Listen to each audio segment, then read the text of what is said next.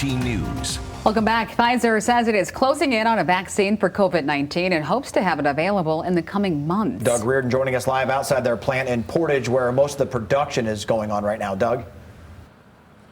Right, Derek, Janice, some of it is being made here, and when that vaccine hits the market, we hope, and Pfizer is hoping, in the next couple of months, every single batch that's made will either have to go through their plant in Germany or here, the one in Portage. And Pfizer recently got some really good news recently. They have entered now phase 3 testing of the FDA's vaccine testing process, and that means, guys, clinical trials and human tests. So we are getting to the end of it here with this Pfizer vaccine, and they did it really quickly. We talked to Chaz Kalitri. He's the site leader here in Portage. He told me that the vaccine, again, they hope can be ready for use this fall, but they wouldn't say exactly when. It's really just going to depend on those trials. He said the tricky part is actually figuring out how to make it in mass, but it's easier to make, he said, than a traditional vaccine, and it might be safer too because it uses cells that you already have in your body.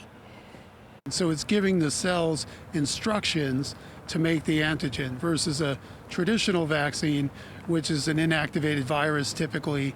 As with any medication, there's always a concern, right? But I think the fact that this is a vaccine which is going to actually utilize your own cells to make an antigen could prove it very, very safe as well. And Pfizer recently agreed to a deal worth just under $2 billion with the U.S. government to make for them 100 million doses by the end of this year. So we know that at least that many are coming, guys. As far as the cost, there are reports that it could cost around $40 per dose. Pfizer would not confirm an exact cost of the vaccine to us out here today. Derek, Janice, back to you in the studio.